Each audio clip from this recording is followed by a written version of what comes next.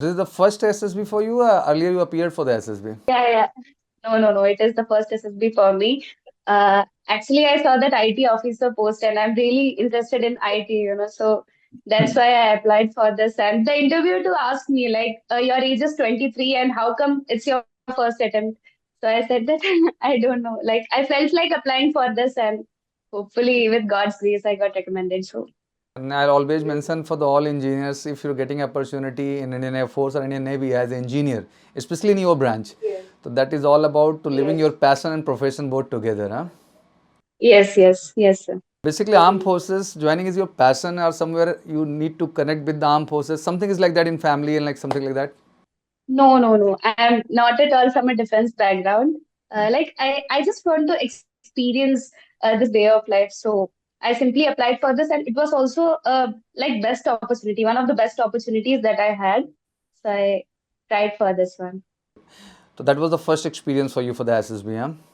And getting Yes, sir. first attempt and recommendation, that's always a great moment, huh? Yes, sir. तो first of all how are you feeling right now, कैसा आप महसूस कर रहे Yes, हो? right. It really felt great. बहुत अच्छा लग रहा है सर लाइक अभी वो टीआर भी नहीं होता तो I would be on clouds right now so इसके लिए थोड़ा वो भी ओके हो जाएगा तो कनेक्ट इधर से हो रही है कि उधर से हो रही है? everything will go बढ़िया ठीक है, no issue. Okay, let's have some experience. Actually, you appeared for the Navy SSC IT entry. Yes, sir. Okay, when you reported for the SSB, and what was the SSB center? Like it was 26th September, and I reported in Visakhapatnam for my SSB, and on 30th I had my conference. Okay, that's good one. How was the journey from the screening to conference? I just want a little, like how many girls reported at the time of screening and at the conference? Okay, so it was nearly 80 girls, I guess. Yes, it was nearly, the count was 80. Then 28 got screened in, and after that, 6 got recommended. So, like that. Very And nice. out of that, yeah, 4 were repeaters, and 2 of us were freshers. So, in our batch, the count of repeaters and like pre recommended candidates were a par level. Yeah. Like 28 were screened in, and out of that, nearly 18 to 20 candidates were repeaters. So it was a bit tough, like having them with us. Actually, for these interview, for these interview, you get very experienced people and very confident people actually, because they have all working experience in different companies, and communication point they was good, and actually they have earlier experience about the SSB because वो किसी न किसी entry को दिए हुए थे इससे पहले.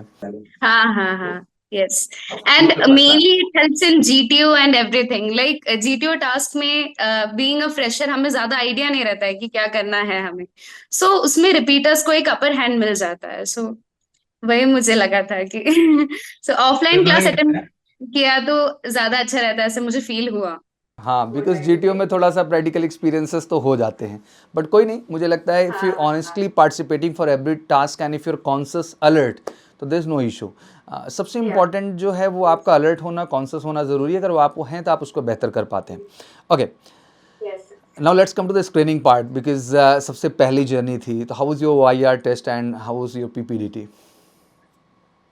OIR टेस्ट एक्चुअली मैं एप्टीट्यूड टेस्ट में मैंने बहुत प्रिपेयर किया है कंपनीज के लिए, और मैं मतलब 4 कंपनीज में भी प्लेस्ड हूँ, तो फिर मुझे एप्टीट्यूड के लिए उतना टेंशन नहीं था.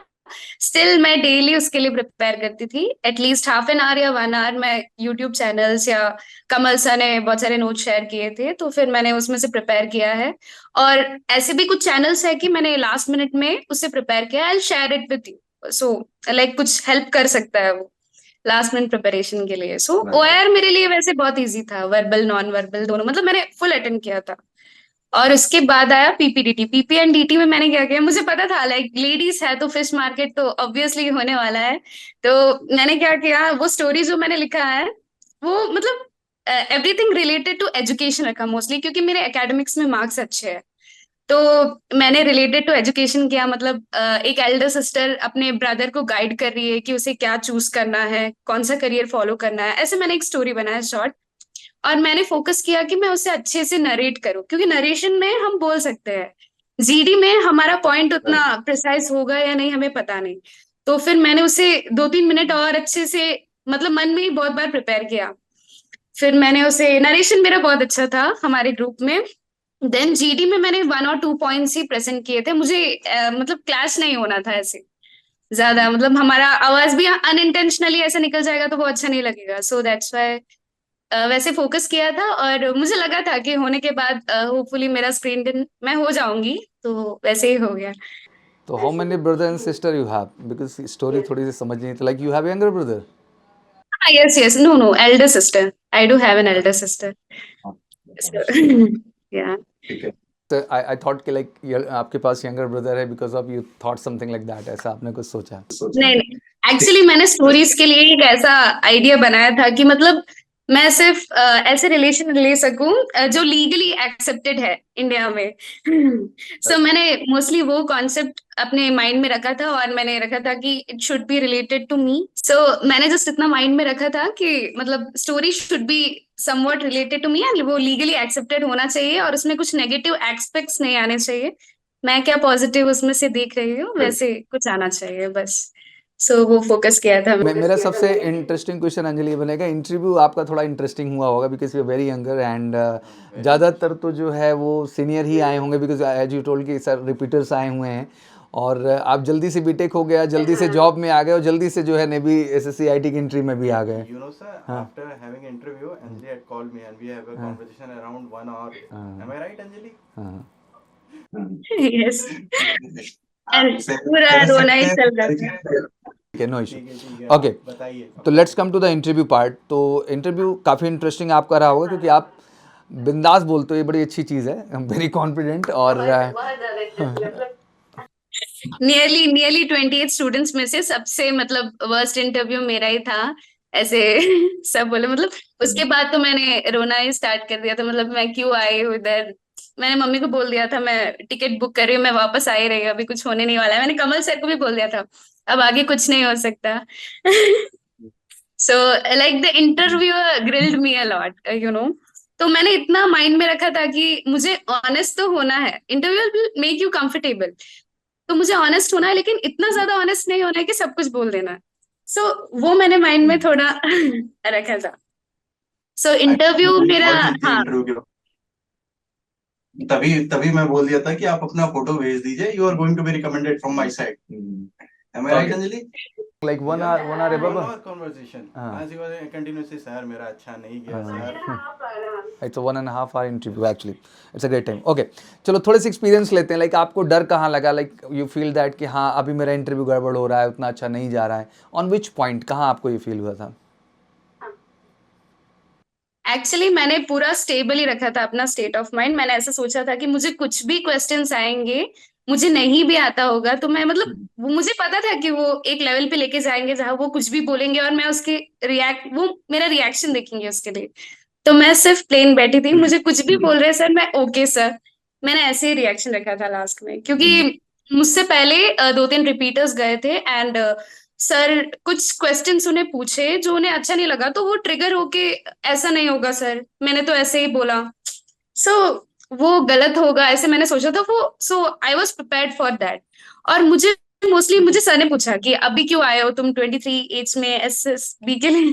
तो मैंने बोला मुझे इंटरेस्ट था और ये मेरे लिए one of the best opportunity है, और मुझे आईटी फील्ड में मैं वर्क करके एक sufficient amount, like insufficient amount मैं दूसरे कंट्री के लिए कर रही हूँ। तो मैंने सोचा कि वही वर्क मैं इधर करके अपने कंट्री के लिए भी कुछ कर सकती हूँ। तो वो पॉइंट मैंने प्रेजेंट किया, और उन्होंने मुझे पर्सनल क्वेश्चंस पूछे, मतलब फैमिली के, सीआईक्यू मेरे लिए था, 2-3 बार उन्होंने पूछा एकेडमिक्स कैसे है, ऐसा है वैसा सब पूछा। मतलब मैंने सब कुछ नोट करके रखा कि हाँ ये टाइम पे मुझे फ्रेंड्स फैमिली सब लाइन वाइज मैंने वो नोट किया, सब सुना मैंने, और उसके बाद मैं आंसर करते गई। उसमें भी वो टोक रहे थे बीच में कि मतलब मैं नेक्स्ट पॉइंट भूल जाऊं, लेकिन मैंने वो मेमोराइज करके रखा और मैं वही फ्लो में गई। सो मुझे लगा ओके था। फिर उसके बाद वो नेवी में आए। नेवी में उन्होंने क्वेश्चंस पूछा मुझे, और मुझे पूछा कि तुम केरला से हो तो केरला के शिप्स भी आने चाहिए तुम्हें, कौन से है। मैंने एयरक्राफ्ट कैरियर्स बोल दिया। दो तो फिर उन्हें और भी चाहिए था, इन डिटेल नॉलेज चाहिए था उसका। तो मैंने बोला कि सर मुझे इतना डिटेल में नहीं पता है, फिर भी जो पता है वो मैंने आपको बताया, ऐसे बोला उन्हें। तो फिर वो बोले कि हाँ इट्स ओके ऐसे। फिर उसके बाद एक ऐसा स्टेज आया, मतलब वो हम 23 एज के हैं, तो वो ऑब्वियसली रिलेशनशिप के बारे में से पूछेंगे। तो मैंने बोला नहीं, मुझे प्रीवियसली ऐसा कुछ रिलेशन नहीं था मेरा, और मेरी फैमिली स्ट्रिक्ट है, और मैं केरला में भी गई थी तो मैं पढ़ाई के लिए गई थी, सो वैसा कुछ इंटेंशन नहीं था। तो सर ने बोला कि मतलब वो हमें ऐसे बोलते रहते हैं, लाइक कॉन्ट्रडिक्ट करने की कोशिश करते हैं हमारे स्टेटमेंट्स को। तो फिर उन्होंने बोला कि केरला में जो लड़कियां हैं उनके पेरेंट्स स्ट्रिक्ट नहीं है, ऐसा आपको लगता है क्या? मैंने बोला no sir, it's their choice, मेरा चॉइस ऐसा नहीं है, so it totally depends on you, ऐसा मैंने बोला। फिर उन्होंने मुझे नेवी के बारे में मोस्टली पूछा और टेक्निकल क्वेश्चंस पूछे। It was related to OSI layer और डीएचसीपी स्विच और राउटर का डिफरेंस, वो सब मैंने बताया। देन नेवी का और इन डेप्थ पूछने लगे तो मुझे नहीं आना था वो, तो फिर मैं एक पॉइंट पे ऐसे स्टक हो गई थी, और मैंने बोला sir I can't recall it, but given a chance I will answer it in the conference round, ऐसा मैंने उन्हें मेंशन किया। तो फिर वो फिर से रैपिडली मुझे पूछने लगे कि gulf of Mannar and everything, सबके बारे में बहुत सारे रैपिड क्वेश्चंस आने लग गए। तो मैं थोड़ी मतलब मैं थोड़ी ठंडी हो गई थी वो टाइम पे। फिर सर मुझे पूछे तुम्हें पता है ये सब मैं क्यों पूछ रहा हूँ? तो मैंने बोला कि maybe I am nervous, इसके लिए आप पूछ रहे होंगे। तो फिर सर ने बोला नहीं, तुम्हारे मुंह पे लिखा हुआ है कि तुम्हें कुछ भी नहीं आता है, सो तुम्हारे इतने अच्छे एकेडमिक्स है, तुम्हें ऐसे कैसे नहीं आ रहा है ये सब, उन्होंने ऐसे पूछा। और आफ्टर योर इंटरव्यू मुझे ऐसा लगता है कि तुम्हारा साइक भी घटिया गया होगा और तुम्हारा जीटीओ भी अच्छा नहीं हुआ होगा। मेरा सेकेंड डे इटसेल्फ साइक हुआ था, उसके बाद ही इंटरव्यू हुआ था, तो साइक का रिजल्ट आया नहीं था तब तक। तो फिर उन्होंने बोला कि तुम्हारा साइक भी अच्छा नहीं होगा, तुम्हारा जीटीओ भी मुझे ऐसा ही एक्सपेक्टेड है कि ऐसे ही जाने वाला है। तो मैंने बोला नो सर, ये मैं अच्छा ही करूंगी आगे भी। तो उन्होंने बोला तुम्हें पता है अपने बैच में कितने रिकमेंडेड कैंडिडेट्स है, रिपीटर्स है? तो मैंने बोला हाँ बहुत ज्यादा है, वो मुझे पता है नंबर। तो वो कैसे है? वो शार्क है, उन्होंने बोला, और तुम कौन हो? छोटी सी मछली हो उसमें, और तुम्हारा ये फर्स्ट अटेम्प्ट है, सो एज अ फ्रेशर अभी ही कर लो, नहीं तो आगे तुम आओ भी मत, ऐसा उन्होंने बोला कि आगे अप्लाई भी मत करो ऐसा। तो मैं एकदम वीक पड़ गई थी, मैंने बोला नो सर ऐसा नहीं है। तो उन्होंने बोला कि तुम वो छोटी सी मछली हो जो पानी में घूम गई थी, ऐसा कोई मूवी है ना? तो मैं तो इतनी मतलब ठंडी हो गई थी कि मैंने बोला कि फाइंडिंग नीमो है क्या सर? मैं खुद बता रही हूँ उनको मूवी का नाम। तो वो हंसने लगे, हाँ वो नीमो ही हो तुम, ऐसा बोला उन्होंने। अगेन तो they are trying to take you in the different stressed situation में ले हाँ, इट वाज लाइक 3 टाइम्स मेरा चेयर पूरा हिल गया था। मतलब उन्होंने उतना मुझे बोला था कि तुम ब्लफ क्यों कर रहे हो, तुम सच बताओ। मैंने बोला मैं ब्लफ क्यों करूंगी सर, मैं सच ही बता रही हूँ, ऐसा कुछ नहीं है। वो देखते हैं कि 2-3 बार टोकने से तुम अपने पॉइंट से अलग होते हो क्या, ऐसे। सो मैं उसमें ही समटाइम जी वो थोड़ा सा कंफ्यूज देखते हैं लाइक अभी आप बहुत हाँ छोटे हो इतने यस उनको ही लग रहा है हाउ लाइक तो उनको ये होता है कि इसको स्ट्रेस सिचुएशन में लो तो may be will get the real personality exactly ये है क्या।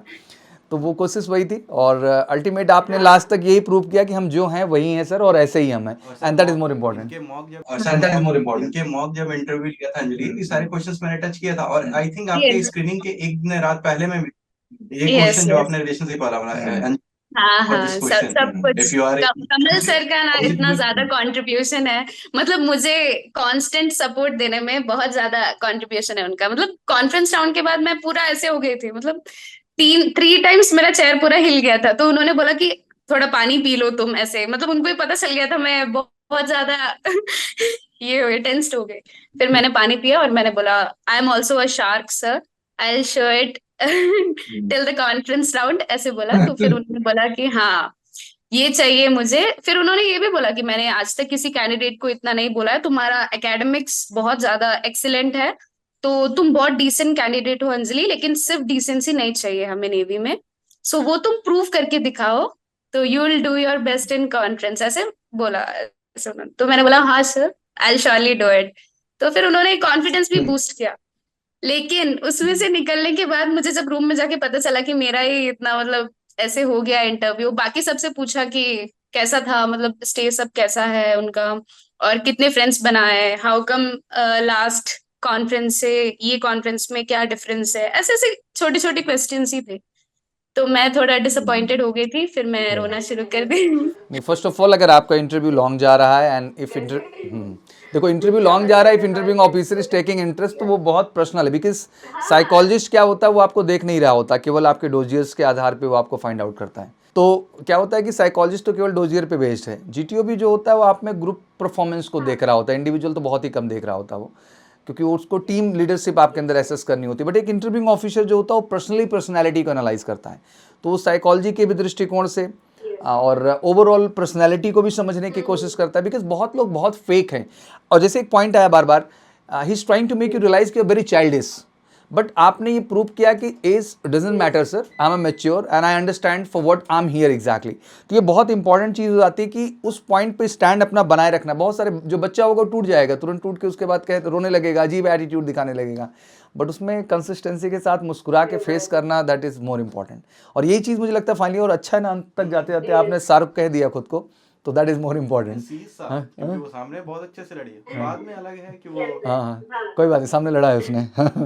चलो बहुत बढ़िया। और तो बहुत मैंने बढ़िया। ना और मैंने इतना किया कि साइक में मुझे पता था मेरा साइक बहुत अच्छा था, क्योंकि मैंने पूरा मतलब मुझसे ही रिलेटेड रखा है साइक, ये मुझे पता था। और इसके बाद वैट भी मैंने वैसे, और कमल सर बहुत सारे क्लासेस भी लिए थे, मतलब जिसमें साइक का टेस्ट करवाया था उन्होंने, तो फिर उससे बहुत ज्यादा मतलब स्पीड भी बढ़ गया मेरा। तो वैसे मैंने सब कुछ पॉइंट कंसिडरेशन में रखे, और मैंने एकेडमिक्स पे और स्टडीज पे ही मोस्टली रखा। स्टोरीज भी गर्ल्स का ही दिखा रहे थे, मैरिज का भी, तो फिर मैंने वैसे ही रखा कि वो स्टडी करके कुछ अच्छे पोजीशन में पहुंच के फिर मतलब अपने पेरेंट्स को कन्विंस करवा रही है कि ये मैरिज का करेक्ट एज नहीं है, मैं कुछ अच्छे पोजीशन में पहुंच जाऊं फिर मैरिज कर सकते हैं। 12th स्टोरीज थी आपकी, मतलब ब्लैंक स्टोरी यही आपने बनाई थी? हाँ हाँ, 12 स्टोरी मैंने प्लेसमेंट रिलेटेड बनाया था, जो मेरे साथ फोर्थ ईयर में हुआ था। तो मैंने ये रखा था कि मुझे टीसीएस का पहले आया था प्लेसमेंट का, सो मैं मतलब नहीं क्लियर कर पाई थी टीसीएस का टेस्ट। तो मुझ में मतलब मैं एकेडमिक्स में अच्छी हूँ, तो मुझे सारे टीचर्स पूछने लगे कि टीसीएस का तुमसे कैसे क्लियर नहीं हो पाया, ऐसे सब। तो मैंने क्या किया, मैंने फिर उसमें फोकस किया, और मैं उससे थोड़ी मोटिवेटेड होके मैंने खुद के नोट्स प्रिपेयर करना सब स्टार्ट किया। और उसके बाद वन गो में मुझे 4 प्लेसमेंट्स मिले, और मैंने वो सारे नोट्स मेरे मतलब जो क्लासमेट्स थे, वैसे फेलो मेंबर्स थे, उनको सबको शेयर किया, और उनका भी बहुत ज्यादा प्लेसमेंट हुआ। तो हमारे बैच का प्लेसमेंट वैसे इम्प्रूव हुआ। तो मैंने वही स्टोरी अच्छा, प्लेस किया था उसमें, इंटरव्यू के जो कि मैंने एक्सपीरियंस दोनों पीआईक्यू में इंटरव्यू भी के मेंशन एक्सपीरियंस किया। ओके ओके, अभी आपको दोनों इंटरव्यू के एक्सपीरियंस हो गए, लाइक आप कॉर्पोरेट सेक्टर का भी इंटरव्यू देख चुकी हैं और फाइनली आप एसएसबी भी फेस करके आए, मतलब आर्म फोर्सेस का भी।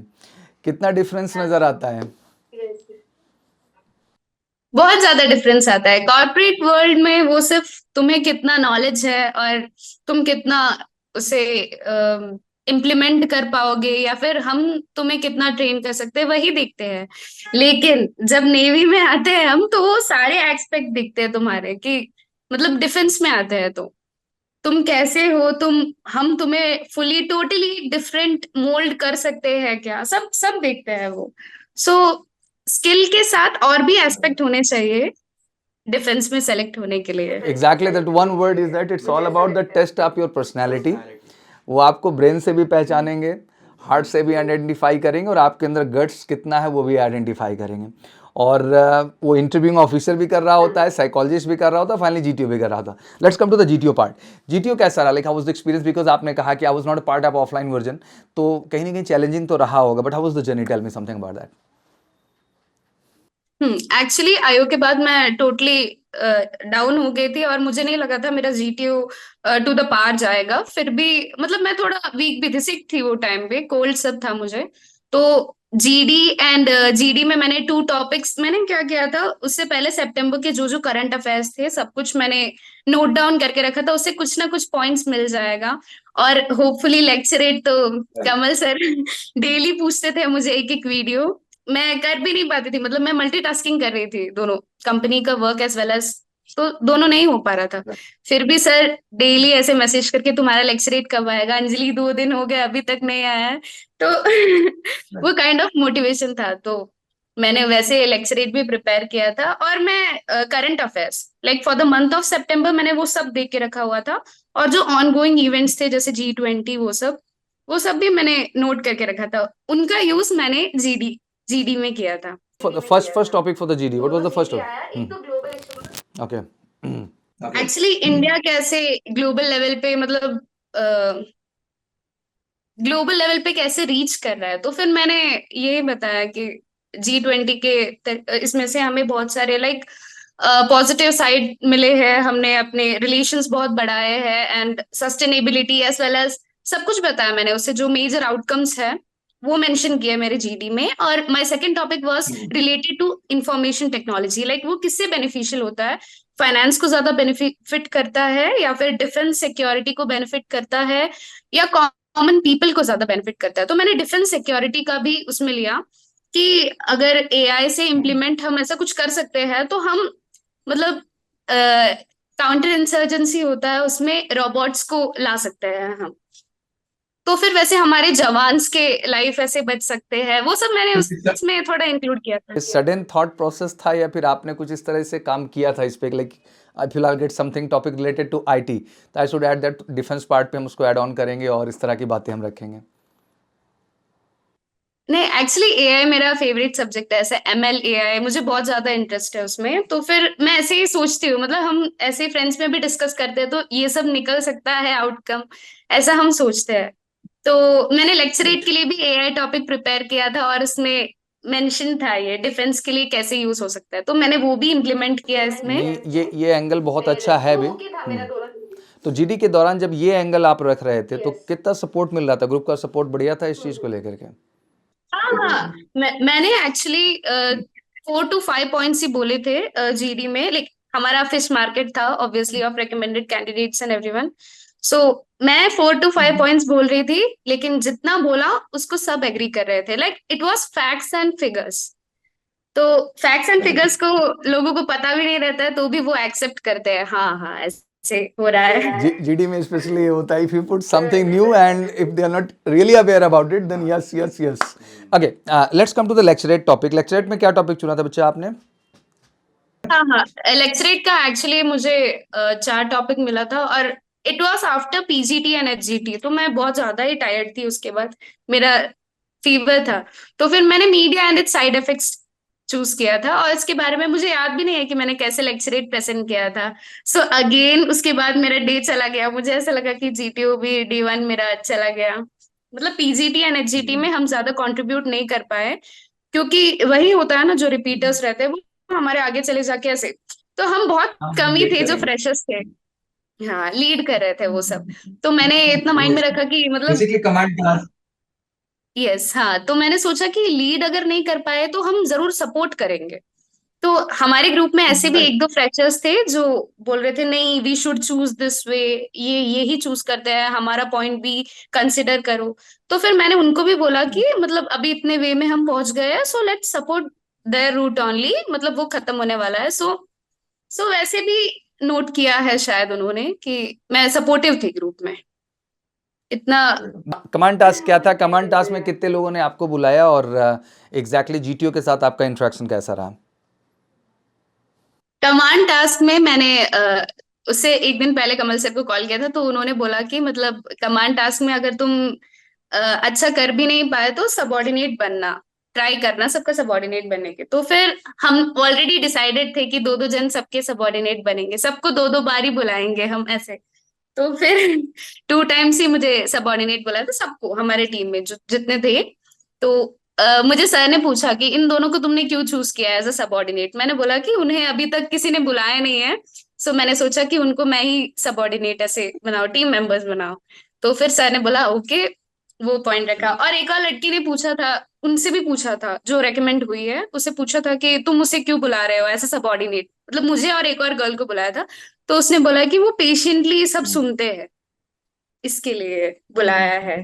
तो कुछ और इंटरेक्शन था जीटीओ? आंसर भी देखते हैं हम किस एस्पेक्ट। एग्जैक्ट। हाँ, और मुझे हॉबीज वही सब थोड़ा पूछा था। और कमांड टास्क मेरा ओके ओके था, मतलब अच्छा था। मैंने बताया था स्टार्ट टू एंड, लेकिन मैं थोड़ी कंफ्यूज थी उसमें, तो वो उन्हें समझ गया था शायद। लेकिन ओके था वो भी। इंडिविजुअल ऑब्स्टेकल मैंने 6 to 7 किए थे, तो वो भी मैंने सब बड़े बड़े ऑब्स्टेकल जल्दी कर लिए। फर्स्ट टाइम एक्सपीरियंस था कि इससे पहले कभी लाइक कुछ ऐसे टास्क कभी किए थे कॉलेज में? हाँ, नहीं नहीं नहीं, मैंने कुछ नहीं किया क्योंकि था। स्टार्टिंग से एकेडमिक्स में ही ज्यादा रहा आपका, तो लाइक उतना फिजिकल इन्वॉल्वमेंट नहीं रहा होगा।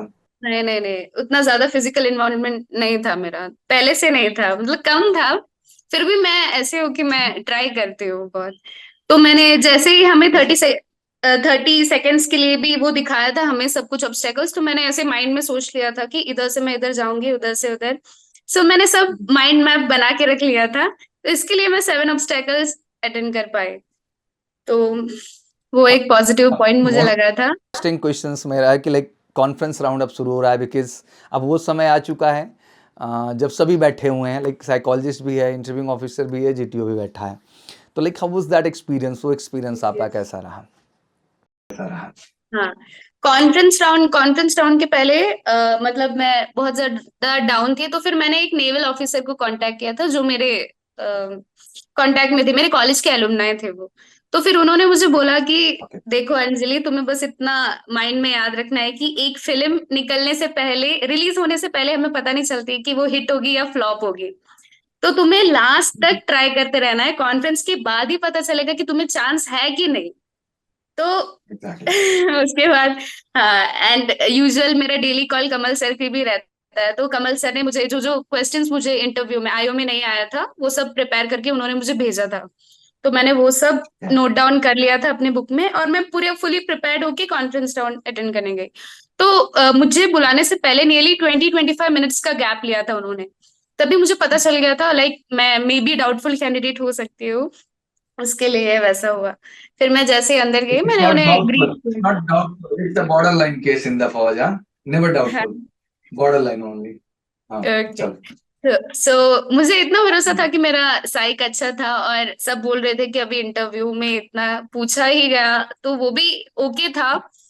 और जीटीओ भी ओके, मैंने ऐसे कंसिडर किया था, मैंने पहले ही एनालाइज कर लिया था। अगर वो मुझे पूछेंगे कि on a scale of 10 how would you rate your performance, तो मैं बोलूंगी मैं जीटीओ में और भी इम्प्रूव कर सकती थी अपने आप को। वो सब मैंने नोट करके रखा था, मुझे ये सब बोलना है, मैं पहले ही एनालाइज कर लेती हूँ अपने आप को। सो ऐसे मैं कॉन्फ्रेंस में गई और मैंने, हाँ हाँ, तो Please मैं tell me your या कॉन्फ्रेंस राउंड में conference गए, तो फिर experience. उन्होंने, Hmm. हाँ हाँ, तो उन्होंने मुझे पूछा कि how was your stay and everything, तो मैंने बोला कि हाँ द स्टे वाज गुड। मैं ये नहीं एक्सपेक्ट करी थी, मुझे ये मत पूछो, मैं तो मन में यही बोल रही थी मुझे और अच्छा पूछो कुछ। तो फिर उन्होंने फिर स्टार्ट किया कि एसएसबी के लिए तुमने कैसे प्रिपेयर किया, तो मैंने बोला कि मैंने एक छोटा सा मतलब कोचिंग में ऐसा एडमिशन लिया उसमें से, और यूट्यूब के वीडियो से प्रिपेयर किया। मैं मल्टीटास्किंग कर रही थी, मेरा कंपनी का भी वर्क है मुझे। तो फिर उन्होंने मुझे पूछा कि कौन सा प्रोग्रामिंग लैंग्वेजेस आपको आता है। अभी जाके मुझे थोड़ा, हाँ ओके, मुझे टेक्निकल पूछा जा रहा है, तो मैंने सब बता दिया। मुझे सी, पाइथन, Hmm. एमएल, एआई सब में इंटरेस्ट है, और स्क्रिप्टिंग लैंग्वेजेस सब आते हैं, सब मैंने बोला उन्हें। तो फिर उन्होंने मुझे पूछा कि तुम्हारे हॉबी में वेब डेवलपमेंट लिखा हुआ है, Hmm. तो मुझे वही चाहिए था, वो पूछो मुझे। तो मैंने बोला Hmm. हाँ मुझे वेब डेवलपमेंट बहुत अच्छे से आता है। और मैंने केरला टूरिज्म का वेबसाइट भी क्रिएट किया है, Hmm. वो मैंने गिटहब में पोस्ट किया हुआ है। और उसके साथ साथ मैंने खुद का पोर्टफोलियो भी डेवलप किया Hmm. कोविड में, और 2-3 कंपनीज के लिए भी मैंने वेबसाइट्स ऐसे डेवलप करके दिए हैं। सो इसमें मुझे बहुत ज्यादा इंटरेस्ट है, मैंने ऐसे उन्हें बोला। Hmm. फिर उन्होंने मुझे पूछा कि कैपजेमिनाई में आपका कैसा एक्सपीरियंस है, और कैसे मतलब क्या क्या आपने फेस किया, ऐसे अप्स एंड डाउन्स क्या। तो मैंने बोला कि मैं कैपजेमिनाई में ज्वाइन हुई, और हमारे ट्रेनिंग पीरियड बाद मेन फ्रेम टेक्नोलॉजी में ओनली आउट ऑफ 35 स्टूडेंट्स को ही लिया था प्रोजेक्ट के लिए। सो मैं I am one among that. और फिर बोला कि 3 months shadow and reverse shadow period है, उसमें मुझे क्लाइंट से 2 स्टार रेटिंग मिला, जो बहुत ही कम लोगों को मिला था हमारे इसमें। और उसमें मैंने 40 स्क्रीन्स डेवलप किए out of 70 screen, which was a major contribution from our team ऐसे। तो वो बहुत ज्यादा इम्प्रेस हो गया उस बात से, शायद। तो फुली हो गया वो भी। तो ज़्यादातर क्वेश्चन टेक्निकल ही रहे आपसे ड्यूरिंग कॉन्फ्रेंस राउंड, हाँ? हाँ, मुझे पूछा था, और उन्होंने एंड्रॉइड का भी पूछा था, वो सब। So it was totally technical for me, और मैं वही चाहती थी कि मुझे टेक्निकल पूछो तो तो पता चलेगा हमारा बैकग्राउंड भी क्या है, ऐसे। टेक्निकल हाँ हाँ कॉन्फ्रेंस राउंड में होना हाँ अंजलि, हाँ, इट्स वेरी पॉजिटिव उन्होंने डायरेक्शन। मुझसे, हाँ यस, मैंने ऐसे सुना था कि मतलब अमन कुछ भी थोड़ा होगा तो वो कॉन्फ्रेंस में इतने कॉन्फ्रेंस कुछ में ही क्लियर करते हैं। राइट। तो राइट ऐसा होता नहीं, जब बॉर्डर लाइन केसेस होते हैं तो उनको ये लगता है कि चलो ठीक है, 2 लोग उसमें पास कर रहे हैं, आपको मान लो फॉर एग्जांपल कि साइक आपका अच्छा गया है या जीटीओ अच्छा गया है, इंटरव्यू थोड़ा कॉन्फिडेंट नहीं है इंटरव्यूइंग ऑफिसर, तो उसी पॉइंट पे स्टैंड होना शुरू होता है कि चलो एक बार इंटरेक्शन करते हैं, लेट्स सी कि एग्जैक्टली क्या है जो है पोटेंशियल किस लेवल का है। ओके, तो फाइनली चेस्ट नंबर क्या था आपका? मेरा फाइनल टेस्ट नंबर 14 था। वो मुझे हमेशा याद रहेगा। मतलब होने 14 के था। बाद भी मेरा सबसे लास्ट में लिया था, मतलब चेस्ट नंबर। फर्स्ट उन्होंने अनाउंस किया था 6, देन बोला था 15, मेरा 14 था। मैंने चलो अब तो कुछ नहीं है, अब कुछ नहीं बचा है। उसके बाद उन्होंने 20 बोला, देन 1 बोला। तो 1 बोला तो मुझे हाँ अभी कुछ हो सकता है, फिर 14 बोला तो मैं ऐसे रुक गई थोड़ा, फिर मैंने साइड में देखा कोई उठ क्यों नहीं रहा है, फिर मुझे पता चला हाँ 14 मेरा चेस्ट नंबर है। तो ऐसे That's बहुत a ज्यादा, great, मतलब मैं that's a नेम भी great, अपना great बोल नहीं पा feeling, रही हाँ। थी। यस यस, बहुत बहुत ज्यादा ग्रेट है, लाइक आफ्टर हाँ। 4 days of how it went, so बहुत ज्यादा ग्रेटफुल हूँ मैं उसके लिए। इसके बाद मेडिकल का चेस्ट नंबर लगने के बाद कितने दिन स्टे किया आपने वहाँ पे एसएसबी बोर्ड में? मेडिकल हमारा बहुत लंबा मेडिकल चला, नियरली 11 days का। सो 1 to 11th अक्टूबर तक मैं उधर ही थी। So, के वो कैसे रहे पहले 11 ये डेज बताओ? लाइफ के कैसे रहे, पहले ये बताओ।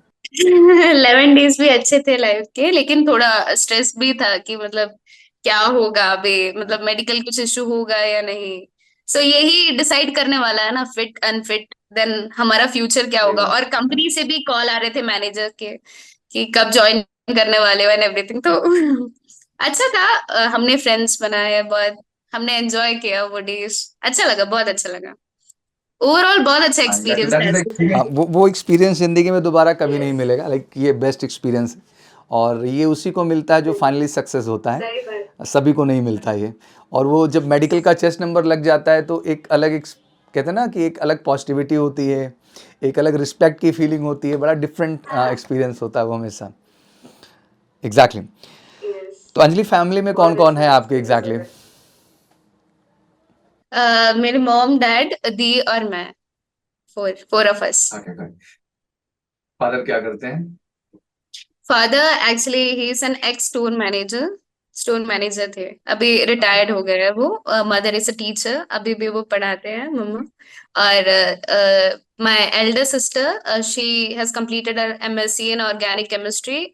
वो अभी एक फार्मा कंपनी में जॉब करते हैं, वो मैरिड है सिस्टर। देन मी, मैं आईटी कंपनी में वर्क करती हूँ। It's been a year. That's good. तो इट्स बीन अ ईयर। हाँ, दैट्स नाइस एक्चुअली। तो अभी पेरेंट्स के लिए आपने एक बहुत प्राउड मोमेंट किया है, and I think it's really great one. Kerala बड़ी अच्छी जगह है, and Indian yes, Indian naval academy is all about a great place, not in India मैं कहूँगा, हम इसको पूरे वर्ल्ड में कह सकते हैं, one of the greatest yes, academy. Yes. तो एक्चुअली मैंने ग्रेजुएशन केरला से, हाँ हाँ, सही दैट्स सही रियली। बात। मैंने ग्रेजुएशन केरला से हाँ, कंप्लीट किया है, सो मैं तो जैसे रिकमेंड हुई, अभी मैंने आपको वैसे घर पे कॉल करके बोला कि मैं वापस आ रही हूँ केरला, एरीमला में।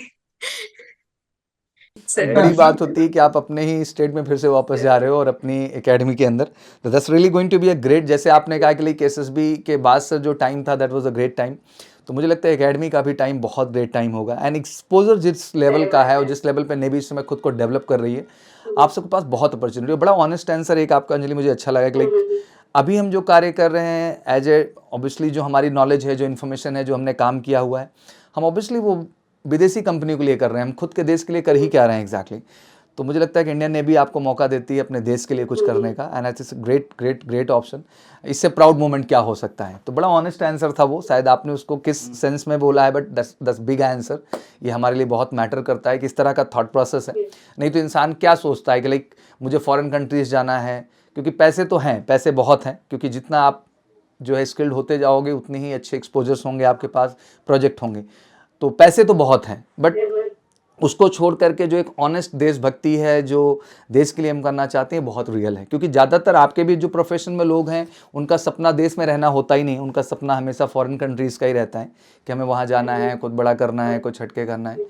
तो वो आंसर बहुत कमाल का था और मुझे लगता है वो बहुत इम्प्रेसिव था। तो that was the key point जो मुझे स्ट्राइक कर रहा था स्टार्टिंग से ही। एंड रही बात की जो आपने कहा कि ड्यूरिंग इंटरव्यू सर उन्होंने बहुत पर्सनली फोर्स किया, तो ये बड़ा जेन्युइन है। जब आपके सामने नेगेटिव क्वेश्चंस चलने शुरू हो जाएं तो समझ लो फिर आप में वो इंटरेस्ट दिखाना स्टार्ट कर चुके हैं और एग्जैक्टली वो आपकी पर्सनालिटी को फाइंड आउट कर रहे हैं। तो मुझे लगता है बहुत काम होके, बहुत रिलैक्स होके हमें जेन्युइनली रिस्पॉन्स करना चाहिए और आपने किया थ्रू आउट जर्नी, तो that was the great thing.